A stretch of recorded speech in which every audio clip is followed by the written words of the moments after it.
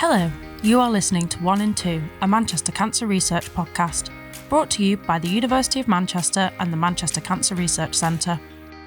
With 1 in 2 of us receiving a cancer diagnosis at some point in our lifetime, it has never been more important for our research to improve the outcomes of people affected by cancer.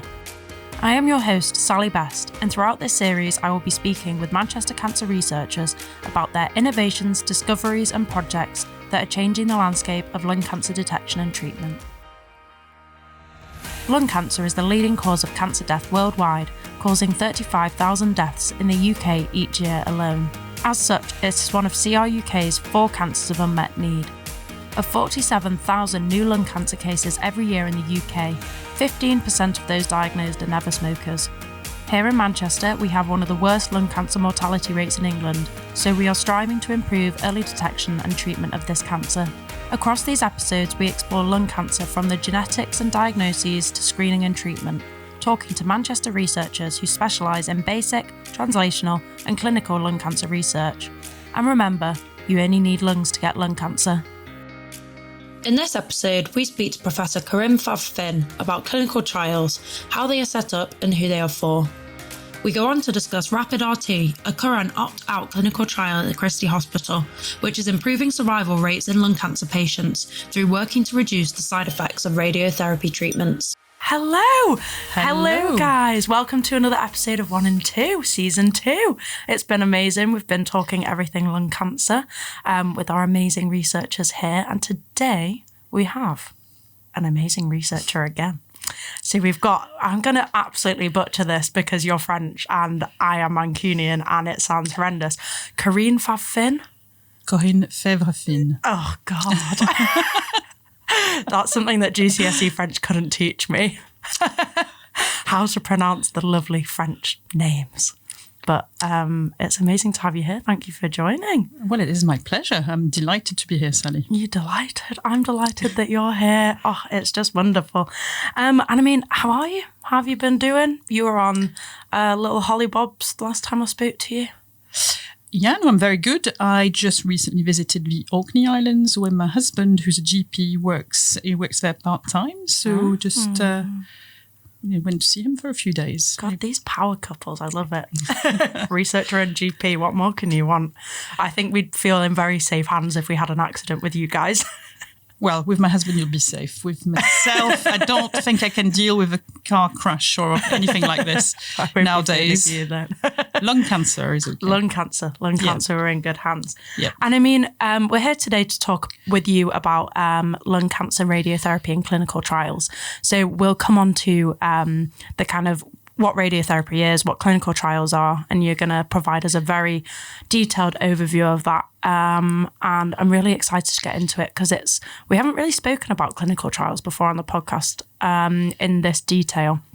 So I think, your work is incredible and I know that's what you focus on. But I mean, just firstly, could you tell us a bit about who you are and what you do, a bit of an introduction to yourself? Yes, so well, as you said, I'm French. So I moved to the UK in 1998 after training as an oncologist in Paris. Yeah. And I took a job at the Christie initially as a trainee, and I became a consultant in clinical oncology in 2001. So clinical oncology is a specialty that combines systemic treatment, so chemotherapy, targeted drugs, immunotherapy, and radiotherapy treatments. And I'm sure we'll talk a bit more later about what radiotherapy is.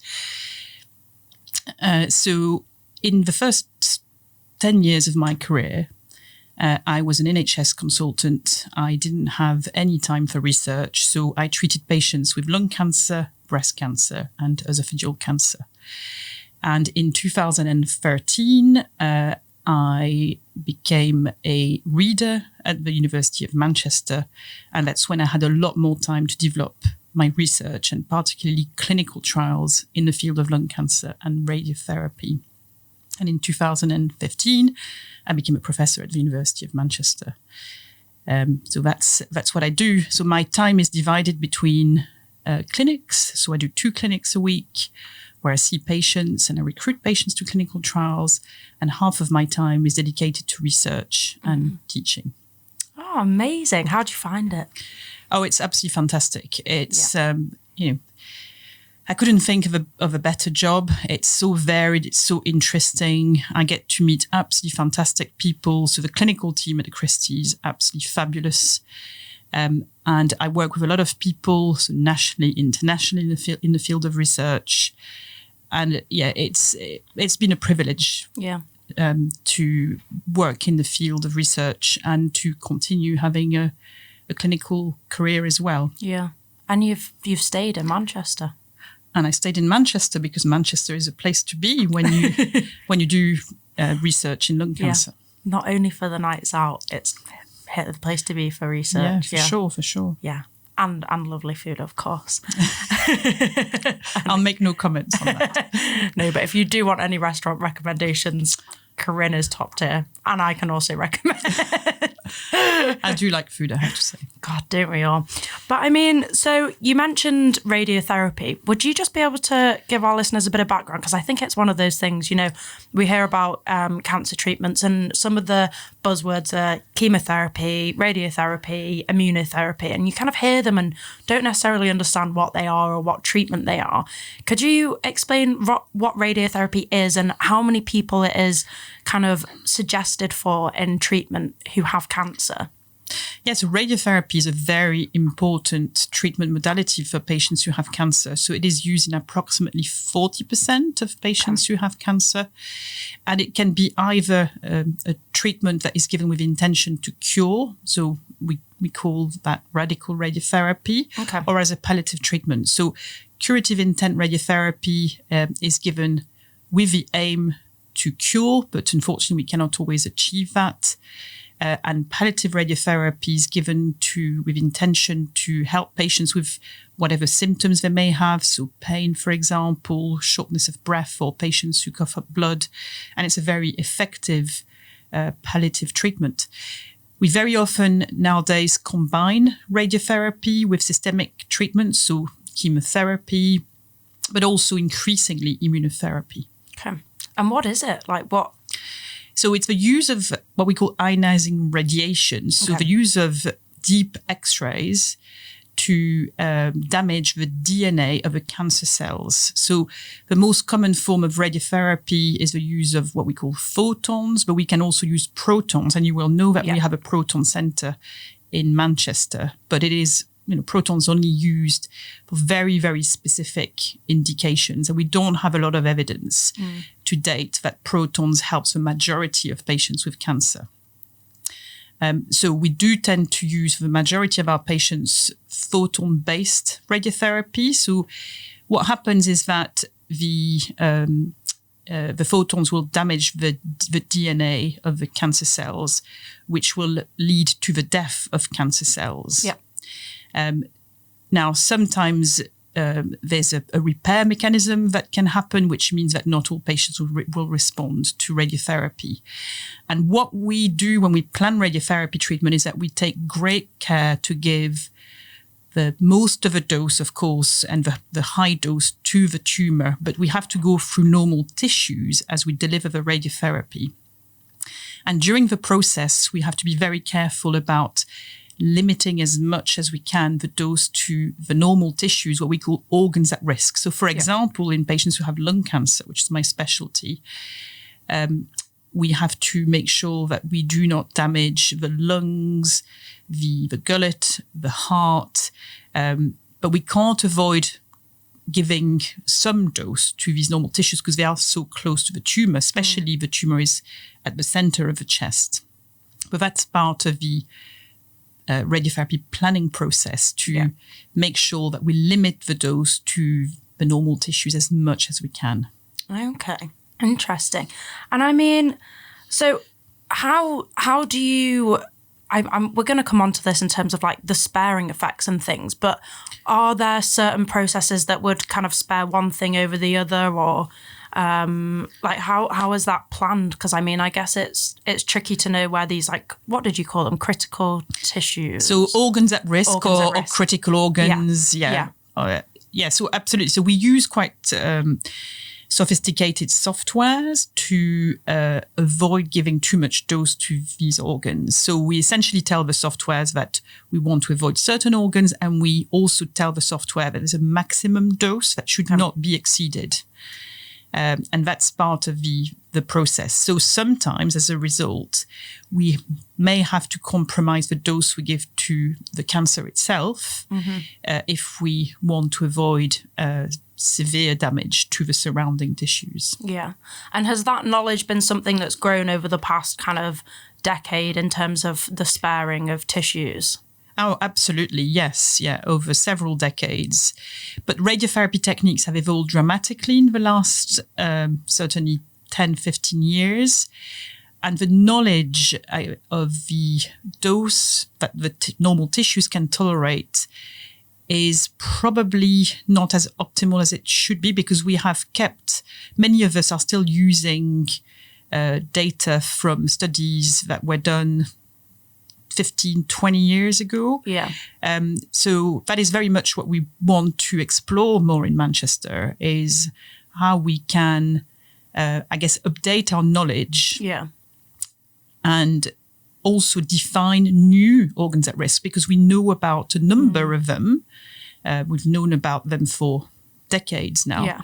But we're now realizing that there are certain organs that we perhaps didn't think about as critical organs or organs at risk in the past, that actually are. And that's what much of our research within the radiotherapy-related research group is focusing on. Yeah. So what I'm hearing from you is that, we've seen, and you must have seen this progression of radiotherapy treatments over the past 10, 15 years, but that there's still that gap in the standard of care and the kind of clinical practice changes that you'd like to see in radiotherapy. And I think especially, this is something that I've spoken to one of your colleagues, Marianne Asnar, about. She's also just glorious and also French. Absolutely. And I think she's worked on kind of pediatric patients and looking at, sparing organs with them, because if you're in kind of any treatment has side effects, right? But you only see those as you kind of progress and recover from the tumor that you may have, and then progress on to see the side effects in a few years. So it must be challenging to integrate that into kind of contemporaneous monitoring of people that are receiving radiotherapy, and then looking at how they're affected by that in the kind of next few years. Absolutely. So one of the issues with modern radiotherapy is that the treatments have not been evaluated in the way we evaluate new drugs. So to get a new drug on the market, you have to do a clinical trial called a randomized clinical trial, where you compare a standard of care, so an older drug, to a new drug. And that's the only way you can get a drug to a market, pretty much.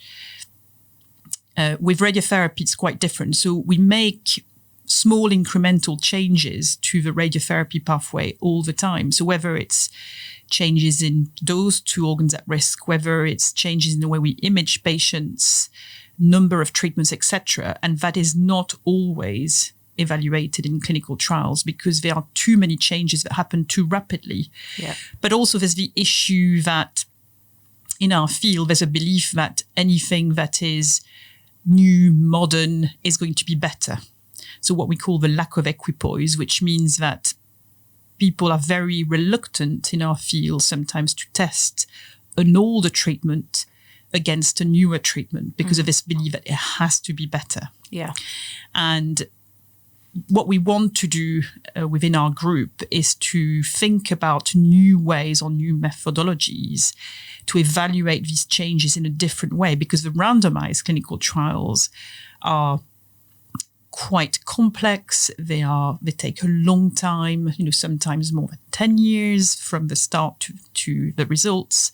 They are extremely expensive, and they're not terribly practical. One of the issues with the randomized trials is that they exclude a very large proportion of patients. They typically will have a long list of what we call the inclusion criteria. And in most trials, patients tend to be younger, fitter. They don't necessarily represent the local community. So in Manchester, we clearly have a lot of patients who have lung cancer from deprived backgrounds. Patients have multiple medical conditions associated with their lung cancer. And often these patients are not included in the clinical trial. So when I see a patient in my clinic, unfortunately, most of the time, I don't have much evidence to support what I do, because this patient sitting in front of me often would have been excluded from the clinical trials. So that's something that we want to address in Manchester with the new methods that we are developing to assess changes in radiotherapy treatment, to make the research more inclusive. And that's very important to us. Yeah. And you mentioned deprivation there, and we spoke to, I always mention his name, but Professor Phil Crosby. And we were talking to him about the lung health check, which is, in its kind of most simplified form, a scanning van, which is put into community car parks, and it's a low-dose CT, and it is advertised to people. I can't remember what the age range is. I'd have to check, but I'll put it in the show notes for you guys. Sorry about this lack of knowledge on this lung health check. But and it's advertised to people that have smoked before, and provides them with a low-dose CT. And I think it's something, you might know this figure, is it like 900 more people a year in Greater Manchester are being diagnosed with lung cancer? Exactly right. Yeah, so the projected figures are 900 patients a year, in addition to a very large number of patients who are diagnosed each year. So we will see in years to come many more patients coming to us, hopefully with earlier stage disease, but many of them, because of the medical conditions they may have, as well as their lung cancer, will not be suitable for surgery. And therefore, radiotherapy is going to be used in a very large proportion of them. Yeah. So there's that dire need to change the standards of radiotherapy care here. Yes, not just because of the lung health check, but certainly we need to be more efficient in the way we plan the radiotherapy. So as part of our research program, we're also implementing AI techniques, artificial intelligence techniques. So when we will come to the fact that we've defined a new structure, a new organ at risk within the heart, and we want to make this very, very practical to our colleagues, because we are going to be very busy in years to come. So we have a way of drawing a line around this new organ at risk in an automated way that will be checked, of course, by the doctors on the team, but that will save a lot of time. And that will be so important if we have 900 new patients being diagnosed each year in Greater Manchester, in addition to the patients we already see. Yeah, for sure. And I guess in other places that technique would be translated, because there's going to be that.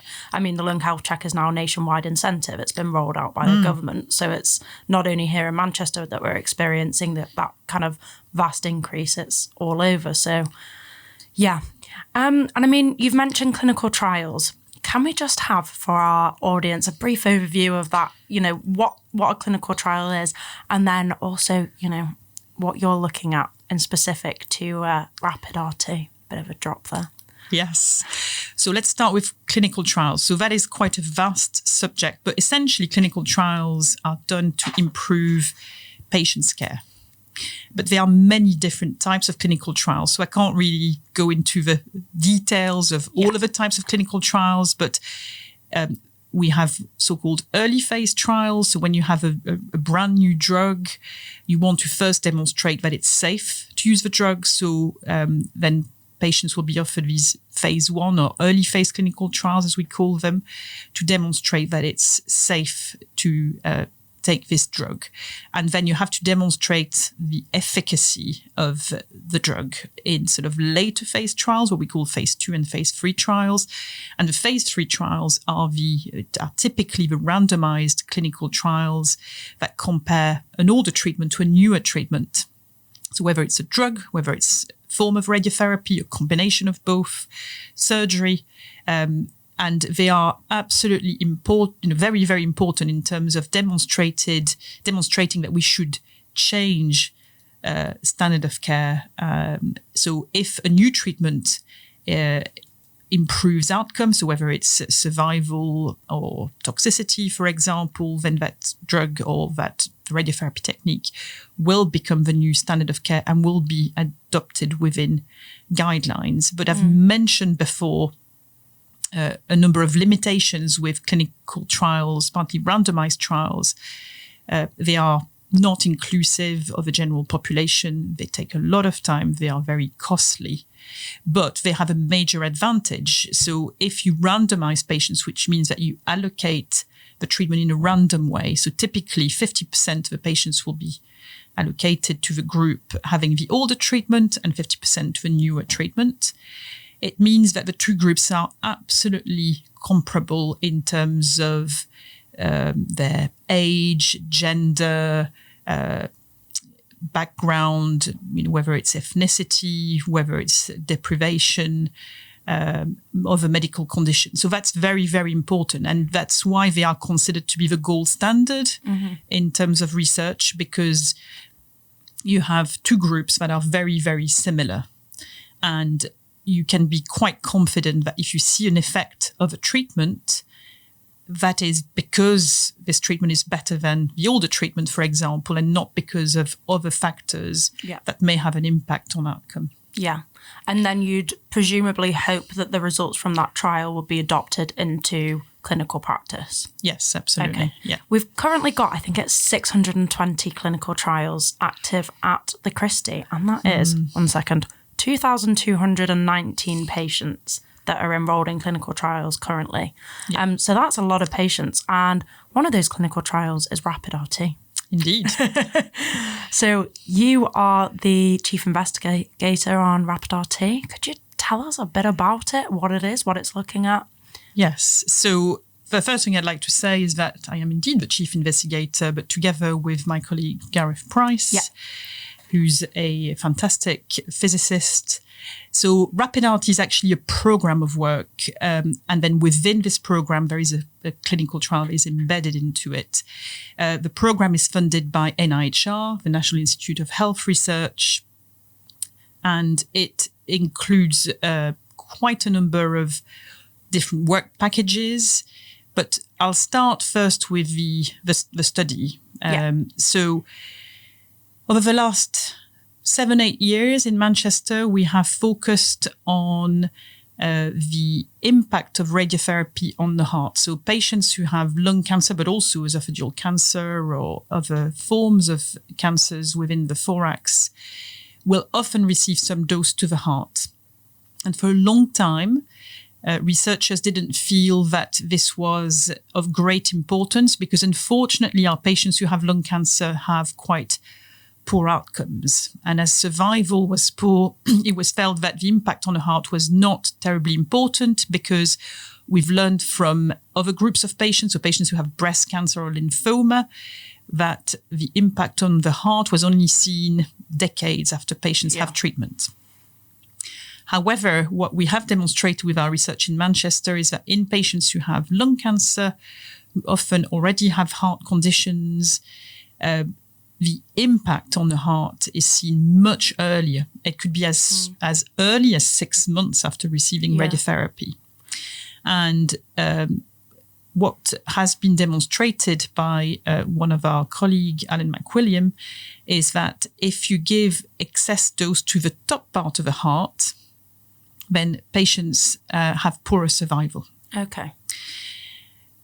So that finding that was based on patients treated in Manchester was then validated in other groups of patients treated elsewhere around the world. So Germany, the US, some Scandinavian countries as well. And then we decided that we had sufficient evidence then to implement a change. So we wanted to then limit the dose that we're delivering to the top part of the heart. So at the moment, we limit the dose to the whole heart, but the evidence to support that is still relatively limited. And we decided to then implement in all of our patients who are receiving radiotherapy with curative intent for lung cancer. So we decided to limit the dose. So that was a clinical decision made by the lung team in Manchester. And what we wanted to do is to use the data from these patients, so real world data, because it is data from patients who are treated in the routine setting all patients can be included. So there's no strict exclusion criteria that we sometimes have in the clinical trials I described before. And so we want to use the data from these patients to demonstrate that we can improve survival by limiting the dose to the top of the heart. Yeah. But we also want to monitor toxicity very closely, because as you distribute the dose away from the top of the heart, then you may give more dose to other critical organs. So, for example, the lung tissue, the esophagus or the gullet. So we want to make sure that by doing that, we're not going to increase toxicity. And you know, some of this toxicity can be very serious. So, for example, if you give too much dose to the lung tissue, patients can develop severe inflammation of the lung tissue, and in a small proportion of cases, this can be fatal. So we really want to make sure that this is not going to happen. Yeah.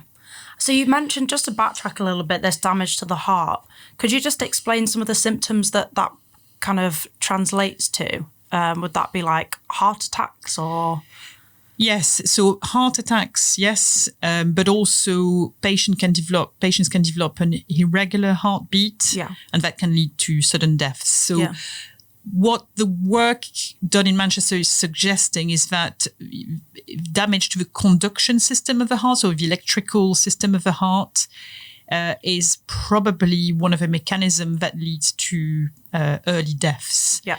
But also at the top of the heart, you have the origin of the coronary arteries, so these big arteries that are critical to the functioning of the heart.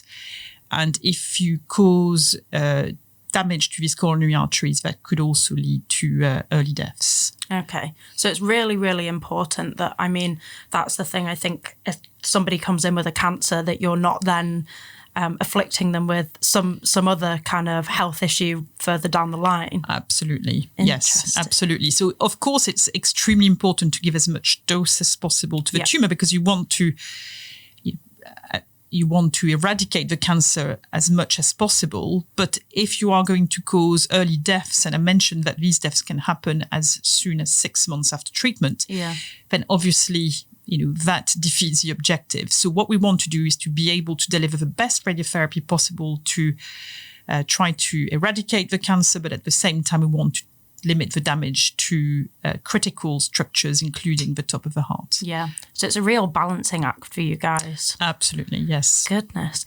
And you mentioned this, that everybody is enrolled in this trial. Mm-hmm. Could you just talk to me a bit more about that and about the opt-out rather than opt-in? Because I think that's if people have known about clinical trials before, that's a real rarity that you have an opt-out basis for a clinical trial. Absolutely. So in classical clinical trials, such as randomized trials, for example, patients will be asked to sign a consent form.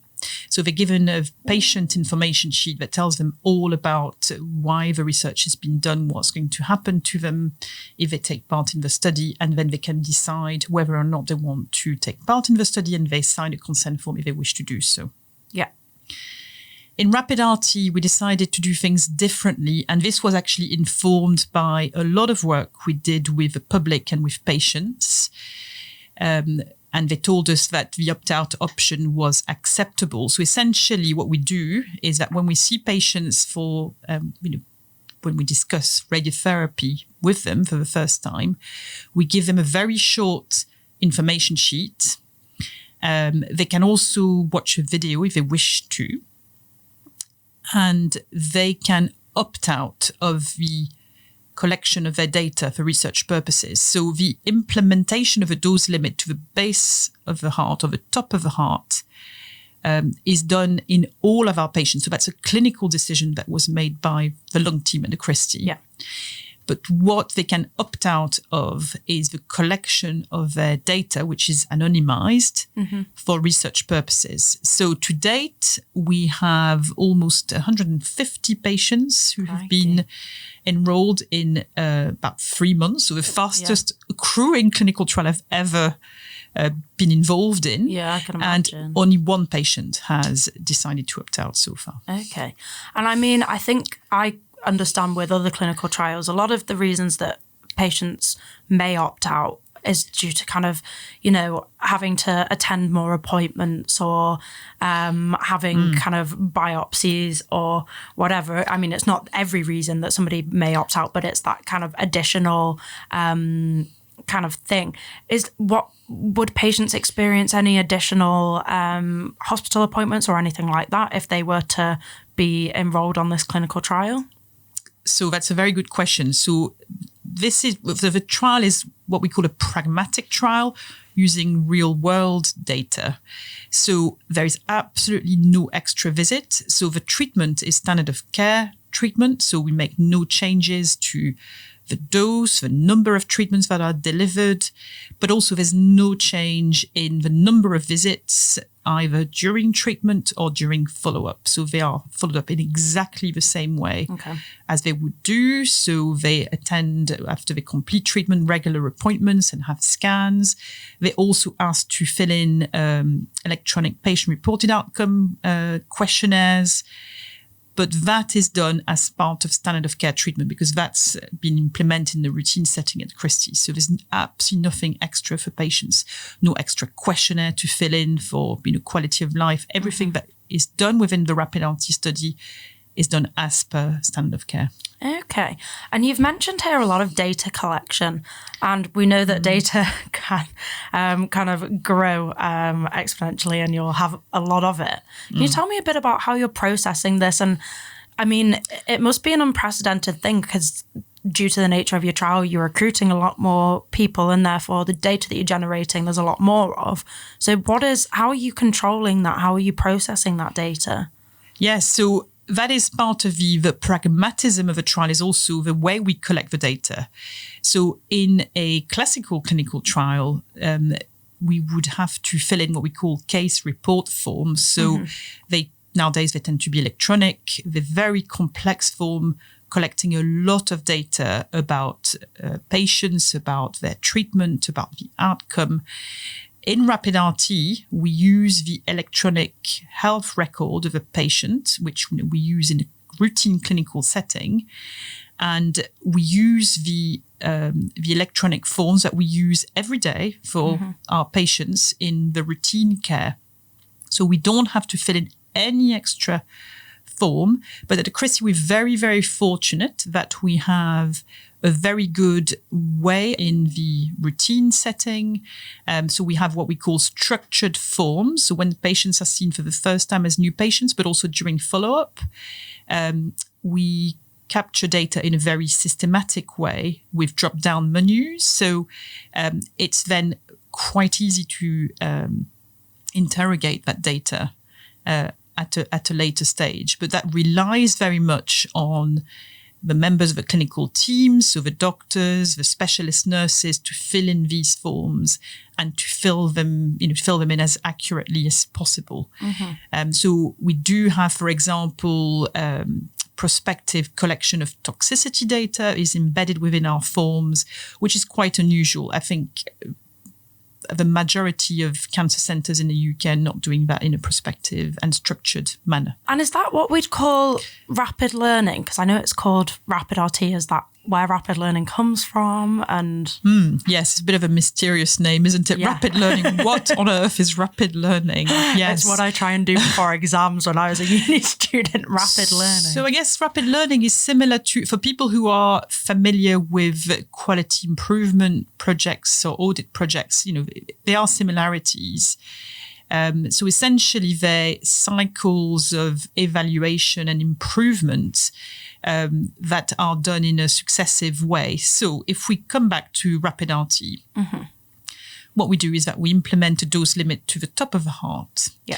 And then we look at the impact on survival and toxicity. Depending on the results of the first cycle of learning, we will then decide whether possibly we want to stop there because we've seen a big improvement in survival with no significant change in toxicity. But if we see no difference in survival between the first cohort of patient and the second cohort of patient, after we've introduced the dose limit, then we may decide to go on with a further cycle of learning by then reducing the dose limit to the base of the heart and continuing to monitor the changes in survival and toxicity. So essentially the successive cycles of learning where you closely monitor the outcome you're interested in. Yeah. And what's really important is that the outcome is not only relevant for the clinical teams, but also for patients. And that's something that is really important and part of, pragmatic clinical trials is that it has to be an outcome that matters to the patients and the public, not just to doctors. And so I know the establishment of this clinical trial was done with a lot of patient and public involvement. Can you tell me about how you integrated that and used that for the inception of this clinical trial? Absolutely. So we're very fortunate that we're working with an absolutely fantastic group in Manchester called Vocal. So Vocal is a group of people who work with patients and the public, and they were instrumental in helping us developing the program of research, and then they also instrumental in the conduct of the research. So we have on RapidRT, we have 2 patients, co-applicants, Brian and Layla, who are absolutely fantastic. So before when we applied to NIHR for funding, and we were thinking about what methodology we're going to use, whether we were going to go with rapid learning or whether, because we talked about doing a randomized trial at the time. So we did a 1-day citizens jury to develop the methods leading to our program of work. So during that citizens jury, we presented to members of the public and patients various methods we could use. So essentially, it's similar to the process of you would see in court. So people are presented with evidence. Yeah. So we had a number of experts who presented different ways of doing this type of research. And then members of the public and patients had a chance to ask a lot of questions, then debated within smaller groups. And they were asked to vote 3 times during the day. And at the end of the day, we came to a conclusion as to what was going to be the best method to use. And that's when we decided that we wanted to use the rapid learning methods, which meant that we were going to compare a group of patients initially with no dose limit to the heart with a second group of patients after we've implemented the dose limit to the heart. So those patients, that first group, are they historic patients that you're investigating? Yes. So the patients who were treated last year. Okay. So, and what is really important, although it's it is in a way a historic cohort, but the data, the real world data that I've mentioned before, is collected in a prospective way and in a structured way. So we're using these electronic forms that are embedded into our electronic patient record, and that is filled in real time by the clinical teams. Yeah. So we implemented the dose limit to the top of the heart in February 23. So we're comparing patients treated the year before to patients who are now being treated with this dose limit as of February 23. Fab. And I mean, it's amazing that you've had that involvement of patients from the get-go, that citizens jury. I think that's a really interesting concept, that the public have been behind the inception of the trial and the kind of how it's structured and things. And I'm also wondering, because this is an opt-out trial, and we know from other clinical trials that it tends to be those kind of Caucasian applicants that are healthy, very few comorbidities and things, what your experience of patients in this trial has been, and if there's been that kind of diaspora of people rather than your kind of, category A person that you usually see in a clinical trial.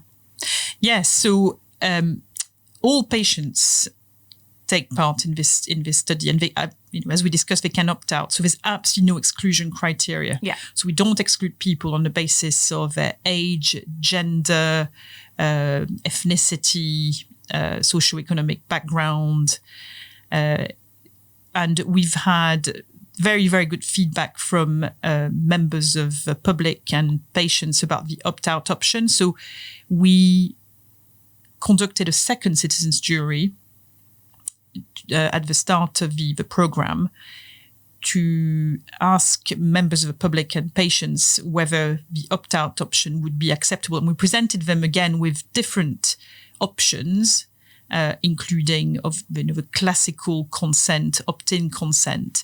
And so we had a 2-day citizens jury this time.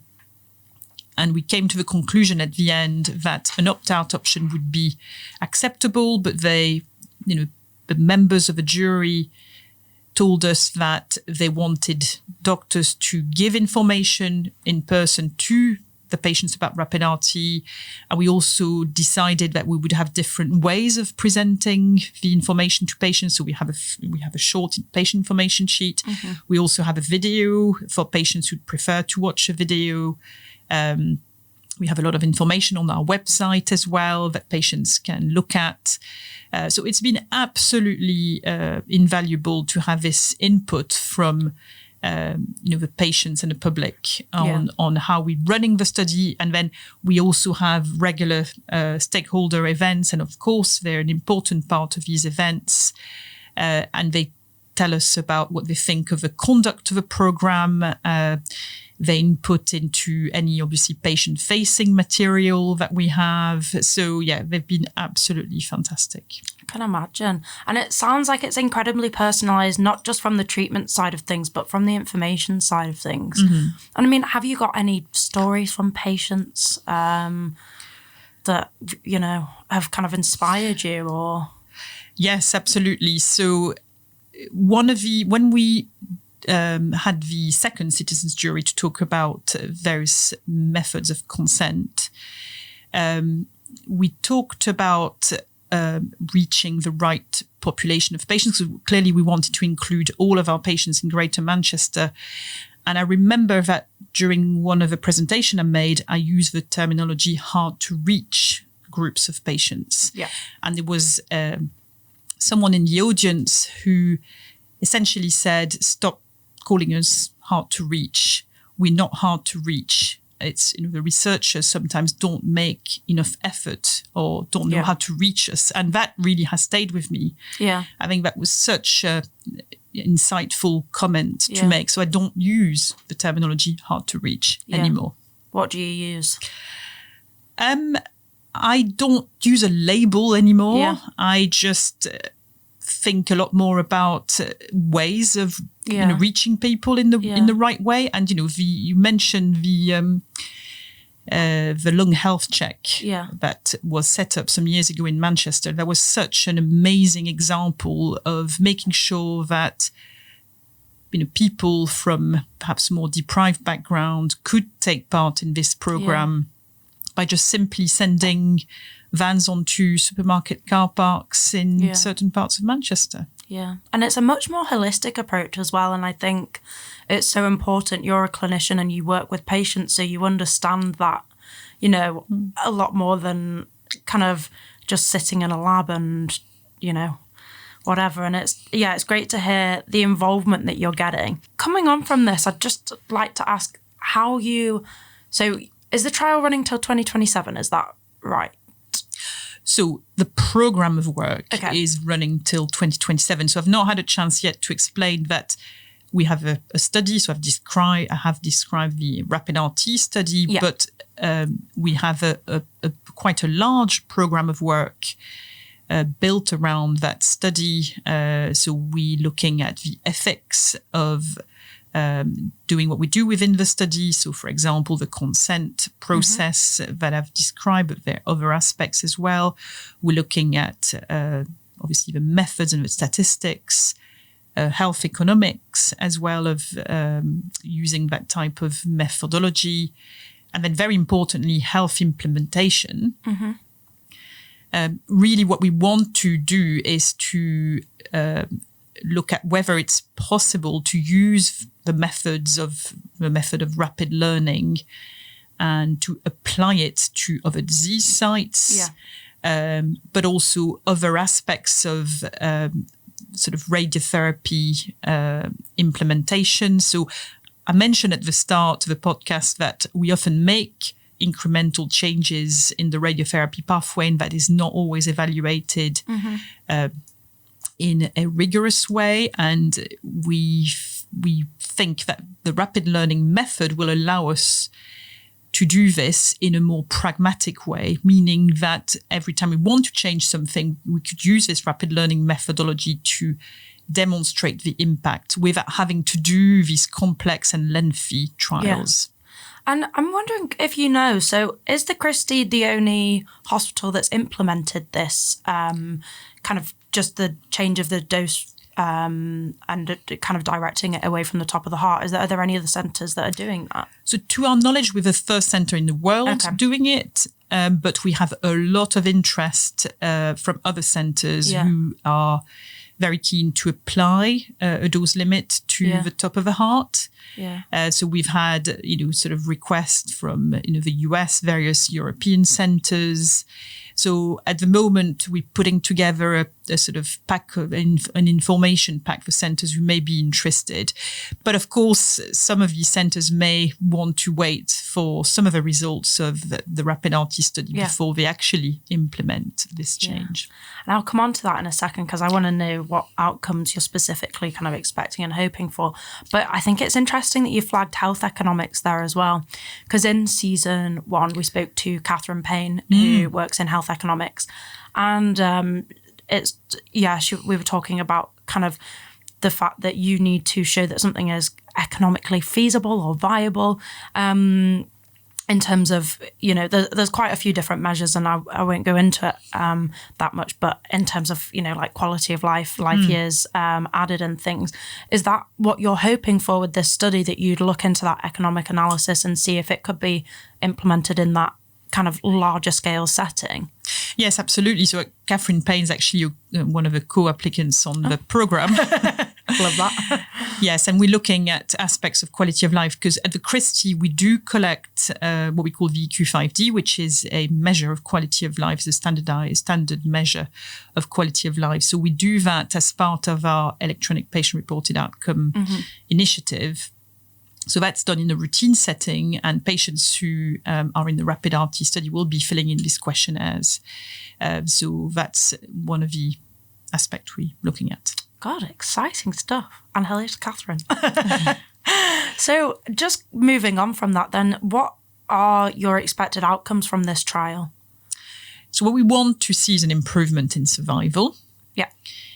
But as discussed previously, we would hope that this will not be at the expense of severe toxicity, partly with regards to the lung tissue and the esophagus. So that's what we're monitoring very closely. But we've started looking at the first patients who have been included in the second cohort of Rapid RT, so after the implementation of the dose limit to the top of the heart. And what we see is that we can significantly reduce the dose to the top of the heart, but actually the dose that is given to the lung and the esophagus is not increased significantly. So hopefully that means that patients won't have significant toxicity and certainly no significant severe toxicity. Yeah. And from that, then you'd want to see that change in standard of practice for radiotherapy that we haven't really seen in the past 10 to 15 years. Yes, absolutely. So the hope is that if we demonstrate an improvement in outcomes, that this will be implemented routinely, this will be included in clinical guidelines. And something that is really interesting is that although in the past, clinical guidelines were always based on mostly randomized controlled trials, there's a growing interest in using real-world evidence to provide some evidence of benefit of certain types of treatment. So the FDA, the Food and Drug Administration in the US, and NICE, the National Institute of Clinical Excellence in the UK, both have large programs now based on real-world evidence. And we actually have a co-applicant from NICE on our Rapid RT program. Yeah. So it's very early days in terms of using real-world evidence to influence clinical practice and guidelines. But I think we're going to get there. And there's often this big debate about, whether it's right to use real-world evidence to make changes to clinical practice. And there are people who are very, very critical, will say the only way forward is randomized controlled trials. Real-world evidence has to be rubbish because the data that is collected is not always of high quality. My answer to that is that they are absolutely complementary. There are certain situations where randomized trials are not going to be feasible or practical. And what we have to do is to use high quality, real-time, real-world evidence to provide that evidence that is not going to come from randomized trials if it can't be done. For sure. Yeah, it's nice to hear your retort to that. I like it. And kind of, how do you see that being translated to other disease sites? What's your hope there? Yes, absolutely. So we're already talking to colleagues from the esophageal cancer team, thymoma team, and the Christie lymphoma team about implementing a dose limit to the top of the heart for patients receiving radiotherapy. But also we can think of other examples of changes to radiotherapy treatments that have nothing to do with the heart. It could be a change to another, a limit for another organ, or a change in dose, for example, in another disease site. So the hope and the aim of the program is to also demonstrate how we can use this methodology to implement and demonstrate change, how changes in radiotherapy treatments can impact in a very beneficial way on patients' outcome. Yeah, it's amazing. I think the main thing that I keep remembering is there's around 40% of patients that are treated with radiotherapy. So this work is imperative, and that standard of care change in lung cancer is the biggest killer. It is. So it's such important work that you're doing. And I mean, this is such a large project and a very, very large clinical trial. I mean, we've talked about the unprecedented numbers, and you can't do it on your own, however much of a superwoman you are. Is there anyone you'd kind of like to acknowledge in this area of work? Oh, absolutely. So there's so many people to acknowledge. I mean, we have a fantastic team from the University of Manchester, too many people to name. But I would partly like to acknowledge Hannah from Vocal, who has been absolutely fantastic with the PPI work we've done within RapidRT, but also Kate and Becky, the two project managers who work on RapidRT. They have been absolutely instrumental and absolutely fantastic. Yeah. As I always say, project managers give us wings, and without them, God knows what we would be doing. And I've got to say, it's lovely to hear. So Hannah, Kate and Becky, shout out to Hannah, Kate and Becky. Lovely to hear women, names of women. Absolutely. Go women. Yes. We also have some absolutely fantastic men, I have to say, on the program. And, we have a very supportive lung cancer team at the Christie, and the radiotherapy related research team is, one of the best ever. Yeah, it's just so inspiring to hear. And you're such an erudite researcher, and you're female, and you've obviously overcome barriers to be here. But it's just, it's phenomenal. And I'm glad that you've got the team here in Manchester that are supporting you.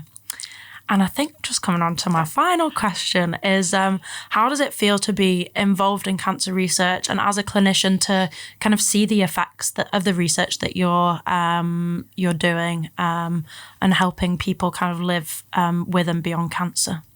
No, that's an absolutely fantastic feeling. And, particularly when you're working in a field of lung cancer that is still very much a cancer of unmet need, with so many people with poor prognosis. When you do clinical trials that have an impact on what happens in daily care and that are taken up by clinical guidelines around the world, it's a fantastic feeling. Yeah, I can imagine. Oh, well, honestly, thank you so much. It's been A pleasure, an absolute pleasure. And it's been really interesting to talk about clinical trials, because we've never focused an episode on it, and I found it really interesting myself, so I hope that everybody else has. But yeah, you're just amazing, so keep doing what you're doing. Can't wait to hear more. Look out for some press releases maybe.